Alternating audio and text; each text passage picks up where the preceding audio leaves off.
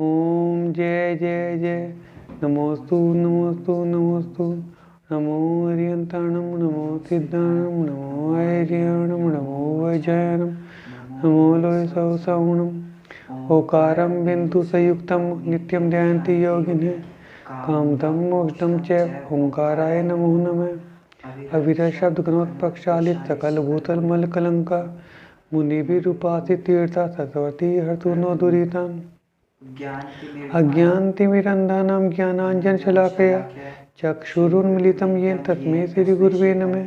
श्री परम गुरुवे नमः। परम्पराचार्य श्री गुरुवे नमः। सकल कलुषविध्वंसकं शेषां परिवर्धकं धर्म संबंधकं भवजी मन प्रतिबोधकारकमिदं शास्त्रं त्रिपदं पुराणनामधेयम् अस्य मूल ग्रंथकर्ता है श्री सर्वज्ञ देवा तदुत्तर ग्रंथकर्ता है श्री गंधर देवा प्रतिगंधर देवा तेषां मनोद्युतार माध्यम श्री रविसेन आचार्येण विरचितं सर्वे श्रोतारः सावधानतया शृण्वन्तु।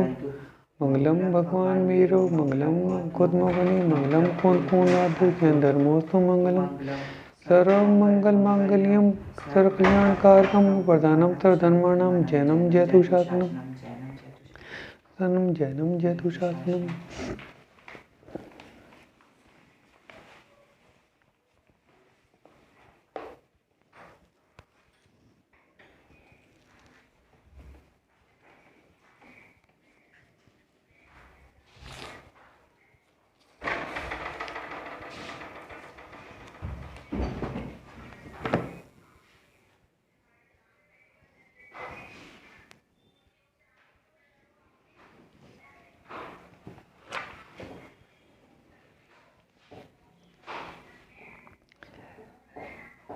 निशी हुआ ये था कि भरत जी के लिए राजपाट मांग लिया गया था। तो रामचंद्र जी ने ऐसा कुछ सोच रहे थे कि मेरे वहाँ रहते हुए भरत जी राज नहीं करेंगे। राम ने भरत को बहुत प्रेम पूर्वक अपने हाथों में लिया और समझाने लगे, हे भाई, जो वचन पिता ने कहे ऐसी सामर्थ्य किसी में नहीं। समुद्र से ही रत्न मिलते हैं, सरोवर से रत्न नहीं मिलते। मतलब दशरथ जी जो कह रहे हैं,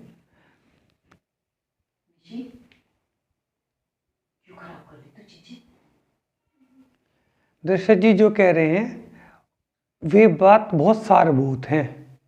समुद्र से रत्न मिलते हैं, सरोवर से रत्न नहीं मिलते। अभी तुम्हारी उम्र भी तब के योग्य नहीं हुई है। कुछ दिन राज करो। पिता की कीर्ति को चंद्रमा की शीतलता निर्मलता के तुल्य बनाने में तुम्हारी सहायता की आवश्यकता है। तुम्हारे बिना तो यह संभव ही नहीं।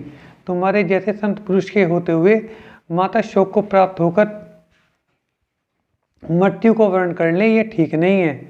मैं यहाँ से जा रहा हूँ तथा किसी पर्वत या वन में ऐसी जगह रहूँगा जिसे कोई भी नहीं जान पाएगा। तुम निश्चिंत होकर राज्य करो। मैं सकल राजरिधि तजकर देश से दूर रहूँगा। पृथ्वी को किसी प्रकार की पीड़ा नहीं होगी। तुमको भी मेरे अस्तित्व का पता नहीं चलेगा। इसलिए तुम ये लंबी लंबी सांस लेना बंद करो तथा पृथ्वी की रक्षा करते हुए न्यायपूर्वक राज्य करो। यह कहकर राम ने पिता की भाव सहित चरण रज माथे पर ली तथा चल पड़े। पिता दशरथ मूर्छित होकर लकड़ी के स्तंभ के समान पृथ्वी पर गिर पड़े। उसके पश्चात राम माता के पास पहुँचे, नमस्कार किया, चरण रज माथे से लगाई तथा हाथ जोड़कर कहने लगे, हे माता, हम दूसरे देश को जा रहे हैं। आप किसी प्रकार की चिंता मत करना। माता भी यह सुनकर मूर्छित हो गई। जब चेतना वापस आई तो विलाप करते हुए कहने लगी, हे पुत्र, तुम मुझे दुख के सागर में डुबोकर कहाँ जा रहे हो? माता का पुत्र ही एक सहारा होता है। राम ने रोती हुई माता को दिलासा देते हुए कहा, हे माता, आप दुखी न हो। मैं दक्षिण दिशा में जा रहा हूँ तथा वहाँ कोई उचित स्थान की व्यवस्था करके वहीं पर बुला लूँगा। आपको भी वहीं बुला लूँगा। हमारे पिता ने माता कैकेयी को एक वर दिया था, उसके कारण भरत को राज्य मिला तथा मुझे यहाँ से कहीं अन्य देश में जाने की इसलिए आज्ञा भी मिली है ना। इसलिए मैं यहाँ नहीं रह सकता। मैं विंध्याचल या मलयाचल के जंगलों में या फिर समुद्र के किनारे किसी स्थान पर व्यवस्था कर आपको निसंदेह बुलवा लूँगा। मैं यहाँ रहा तो फिर भरत की चंद्रमा जैसी कांति नहीं फैल पाएगी। माता ने राम को गले से चिपका लिया। रोते रोते कहने लगी, हे पुत्र, मेरा तुम्हारे साथ चलना ही उचित रहेगा। तुम्हें देखे बिना मेरे प्राण नहीं रहेंगे, शरीर छोड़ देंगे। जो कुलवंती स्त्री होती है उसका सारा पिता, पति या पुत्र ही होता है। पिता तो रहे नहीं, पति दीक्षा लेने जा रहे हैं, अब सिर्फ पुत्र ही रह गया, उसी का सहारा है। और अगर तुम भी चले गए तो मेरा क्या होगा। राम ने समझाया, हे माते, रास्ता अनजान है, पैदल चलना बहुत दुष्कर है, आप नहीं चल पाएंगी।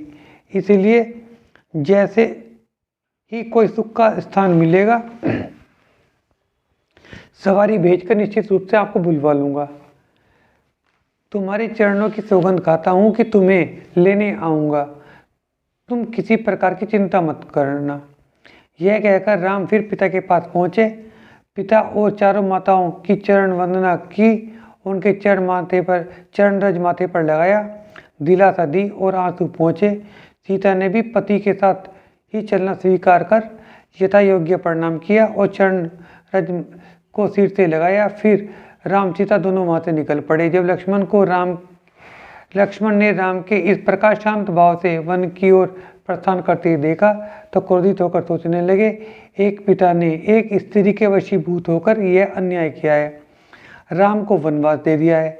ऐसी स्त्री पर धिक्कार है जो बिना विचारे अनुचित काम कराती है, स्वार्थवश सोचती है। हमारा बड़ा भाई तो महानुभाव पुरुषोत्तम है, यह तो मुनि रूप ही है, परंतु मैं तो समर्थ हूँ सारे दुराचारियों को हराकर भरत को राज्य लक्ष्मी से वंचित कर सकता हूँ तथा वह राज्य लक्ष्मी श्री राम के चरणों में भेंट कर सकता हूँ। परंतु यह सोचना उचित नहीं है। क्रोध महादुखदायी होता है, जीव को अंधा कर देता है। पिता तो जिन दीक्षा ले ही रहे हैं तथा मैं क्रोध कर किसी को दंडित करूं, इसका मुझे कोई अधिकार नहीं है। ऐसा सब कुछ सोचने की भी जरूरत नहीं है। उचित अनुचित के बारे में निर्णय पिताश्री करें या भाई श्री राम। मेरे लिए तो जिसमें इन दोनों को कीर्ति मिलती है वही ठीक है। अब मैं किसी और को कुछ नहीं कहूँगा, मौन रहकर बड़े भाई के साथ ही रहूँगा तथा उनकी रक्षा में अपना सब कुछ अर्पण कर दूंगा। उसने सभी को यथायोग्य नमस्कार किया, चरण रज ली और शीघ्रता से भाई के पास पहुँच गया। दोनों भाई महल से निकले ऐसे प्रतीत हो रहे थे जैसे देवालय से देव निकल रहे हों। माता पिता सकल परिवार भरत शत्रुघ्न सहित सभी गणमान्य प्रजाजन उनके पीछे पीछे उन्हें विदा देने चल पड़े। राम लक्ष्मण तथा सीता ने उन सभी को नगर द्वार से विदा कर दिया। प्रजा में हाहाकार मच गया। लोग कहने लगे, किसकी मति मारी गई जो ऐसा आदेश दिया। सीता लक्ष्मण राम के साथ गए, हम भी उन्हीं के साथ चल देना चाहिए। ऐसी नगरी में रहने का क्या लाभ, यह सोचकर बहुत संख्या में लोग उन तीनों के साथ हो लिए। राम ने उन सबको टालने के लिए रास्ते में अरयनाथ भगवान के चैताल्य में विश्राम करने का निर्णय लिया। उस चैताल्य के 3 द्वार थे तथा बहुत ऊंचा तोरण था। राम लक्ष्मण तथा सीता मंदिर की प्रदक्षिणा की और मंदिर के गर्भगृह में जाकर बैठ गए। मंदिर के द्वारपाल ने लोगों को दूसरे द्वार और तीसरे द्वार के बीच में ही रोक दिया। जैसे मोहिनी कर्म मिथ्या दृष्टि लोगों को शिवपुर जाने से रोकता है, राम लक्ष्मण ने धनुष्मान शस्त्र बाहर रख दिए। फिर गर्भगृह में दर्शन करने के लिए अंदर गए। दर्शन कर परम हर्ष को प्राप्त हुए। रात्रि को चैताल्य परिसर से में विश्राम करने का निर्णय लिया।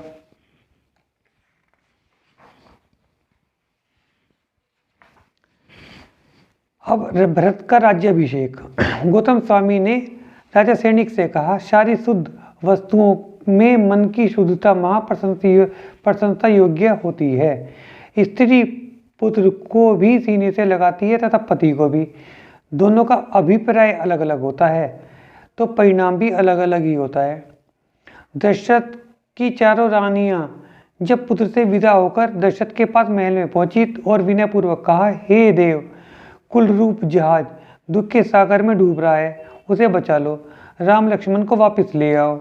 राजा ने कहा, यह विकार रूप जगत मेरे अधीन नहीं है। मेरी अभिलाषा तो यही थी कि किसी भी जीव को किसी प्रकार का दुख न पहुंचे, परंतु यह जीव अपने अपने कर्म के फल से बंधे हैं, इसलिए कोई भी विवेकशील व्यक्ति व्यर्थ ही शोक नहीं करता है।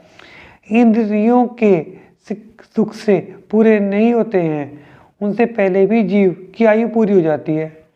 इंद्रियां सारे सुख नहीं भोग पाती, लेकिन उससे पहले आयु पूरी हो जाती है। जीव यह शरीर छोड़कर दूसरा जन्म ले लेता है। जैसे पक्षी एक वृक्ष को छोड़कर दूसरे वृक्ष पर चला जाता है। तुम पुत्रों की माता हो, तुम्हें ही वापिस लाने में समर्थ छोड़ आप ही पुत्रों को, तुम पुत्र की माता हो, तुम ही उन्हें वापिस लाने में समर्थ हो। आप ही पुत्रों के राज्य को देखो, सुख से रहो। मैं तो राज्य करने का अधिकार त्याग दिया, पाप कर्म से निवृत्त होकर जन्म मरण के भय को समझकर अब मैं मुनि व्रत धारण करूंगा। आधी रात के पश्चात जब सब सो रहे थे, दोनों भाइयों ने अपने अस्त्र शस्त्र उठाए और सीता जी के साथ चैताल्य परिसर की खिड़की के रास्ते से निकल पड़े। परंतु रात्रि के अंतिम पहर में जब लोगों की नींद खुली, उन्होंने देखा कि तीनों निकल गए हैं, तो लोगों ने दौड़ लगाई।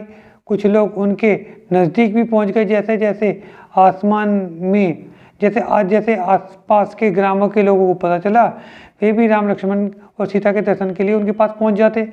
भीड़ के कारण उनकी गति धीमी हो गई और फिर सीता के साथ होने के कारण दोनों भाई तेज गति से नहीं चल सकते थे। धीरे धीरे उनके साथ चलने वालों की भीड़ बढ़ती जा रही थी तथा उनकी विनय भी बढ़ती जा रही थी कि रुक जाओ, मत जाओ। इस तरह से तीनों बढ़ते बढ़ते परियात्रा नाम की एक वन श्रृंखला में बहने वाली भयानक नदी के तट पर पहुंच गए। यहाँ पर भीलों का निवास है। राम से यहाँ पर काफ़ी लोगों को समझाकर वापस भेज दिया। राम लक्ष्मण जब नदी पार करने लगे तो शेष बचे लोगों ने प्रार्थना की, हमें भी साथ में ले चलो। राम ने उन्हें समझाया कि हमारा तुम्हारा साथ यहीं तक का है। राजा दशरथ ने भरत को राजा बना दिया है, अब आप सब वापस जाकर भरत की सेवा करो।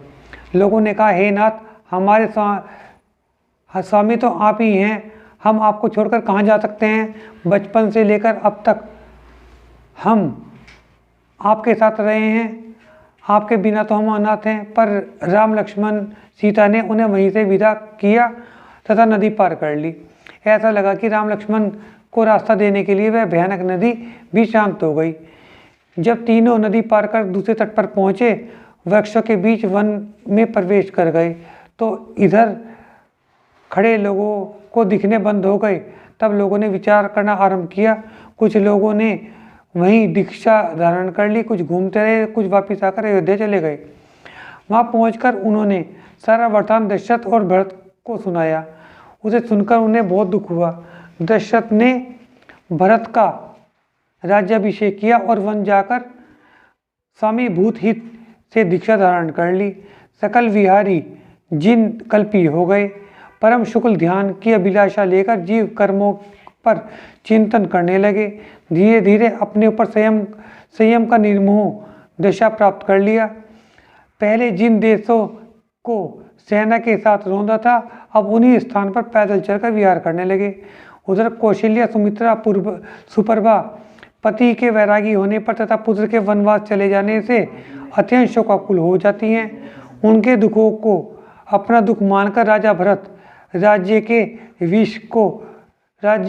को विष के तुल्य समझने लगे। यह सब देखकर माता कैकेयी के मन में करुणा भाव पैदा हुआ।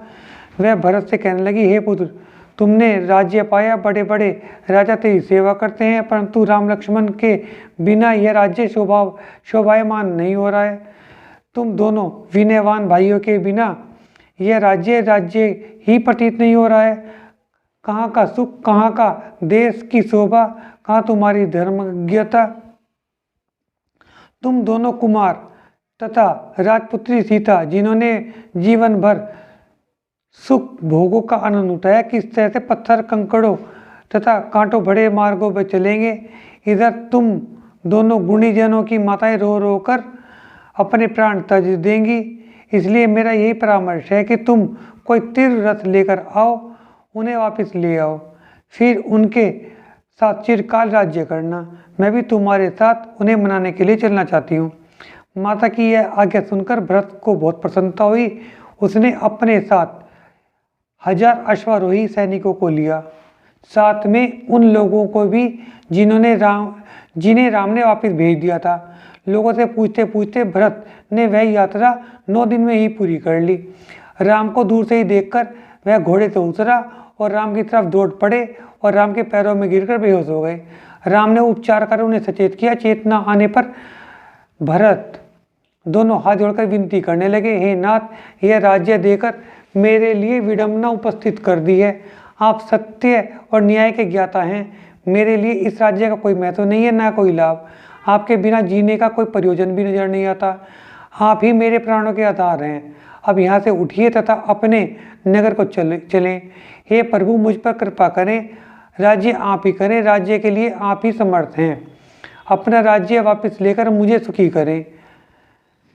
मैं आपके सिर पर छत फैलाकर खड़ा रहूंगा तथा शत्रुघ्न चमर हिलाता रहेगा। लक्ष्मण तुम्हारा मंत्री बनकर रहेगा। मेरी माता पश्चाताप की अग्नि में जल रही हैं तथा माता कौशल्या, सुमित्रा तथा सुभद्रा माँ शोक मग्न हैं। उसी समय वह माता कैकेयी भी पहुंच गई तथा राम लक्ष्मण को अपने गले से लिपटा कर रोने लगी। राम ने धीरज बंधाया तो कैकेयी ने कहा, हे पुत्र, उठो, अयोध्या वापस चलो तथा वहाँ का राज संभालो। तुम्हारे बिना ही वह राज्य जंगल के समान हो गया है। तुम तो महाबुद्धिमान हो। हम औरतों की बुद्धि तो वैसे ही बलिहारी है। रामचंद्र जी बोले, क्या आप यह भूल गई हैं कि क्षत्रियों का धर्म है वचन का पालन करना और कराना, जिससे भरत की भी अपकीर्ति ना हो। और भरत को संबोधित किया, हे भाई, तुम चिंता मत करो। अगर तुम्हें अब कुछ अनाचार लगता है तो हमारी आज्ञा मानने में तो कोई अनाचार नहीं लगना चाहिए। यह कहकर राम ने भरत को वहीं पर सबके सामने राज्याभिषेक किया और वचन दिया कि मैं लौटकर अयोध्या आऊँगा, तब तक तुम मेरी अनुपस्थिति में राजधर्म निभाओ। सबको वहाँ से अयोध्या वापस भेज दिया। भरत राम की आज्ञा मानकर प्रजा का पालन पिता की भांति करने लगा। भरत के राज्य में प्रजा को दुख नहीं था। कोई भी किसी पर अनाचार नहीं करता था। भरत राग द्वेष तज निस्वार्थ भाव से राज्य करते रहे। वे 3 समय भगवान अरनाथ की वंदना करते थे तथा धर्म प्रवचन सुनते थे। भरत ने भट्टारक मुनि के समक्ष यह नियम धारण कर लिया कि राम के दर्शन होने पर वह मुनिवर धारण करेगा। भरत ने अपनी पूर्ण शक्ति से श्रावक धर्म का पालन किया। आज यहीं तक रखते हैं ना। जिनवाणी जग मैया जन्म दुख दो, जिनवाणी जग मैया जन्म दुख मेट दो, जन्म दुख मेट दो, मरण दुख मेट दो। जिनवाणी जग मैया जन्म दुख मेट दो। समोसण सा महल तुम्हारा गणधर जैसे भैया, समोसण सा महल तुम्हारा जैसे भैया, पून पून से पुत्र तुम्हारे तीर्थंकर ते सैया। नम दुख मेट दो, जिनवाणी जग मैया जन्म दुख मेट दो। तुझे द्रव्य बताए हो उपकारी मैया, सात तुझे द्रव्य बताए हो उपकारी मैया। जो भी शरण में आया उसकी पार लगा दो नैया। नम दुख मेट दो, जिनवाणी जग मैया जन्म दुख मेट दो। संकट मोचन नाम तुम्हारा तुम हो जग की मैया, संकट मोचन नाम तुम्हारा तुम हो जग की मैया। हाथ जोड़कर शीश नवाऊं पढ़ूं तुम्हारे पैया, जन्म दुख मेट दो, जिनवाणी जग मैया जन्म दुख मेट दो। या वाणी के ज्ञान से सूझे लोकालो, तो वाणी मस्तक नमो सुधारे तू दो। हे जनवाणी भारती तो ये जपू दिन रहे, जो तेरी तना गए सो पावे सुख चैन। जिनवाणी माता की जय। जय जिनेन्द्र।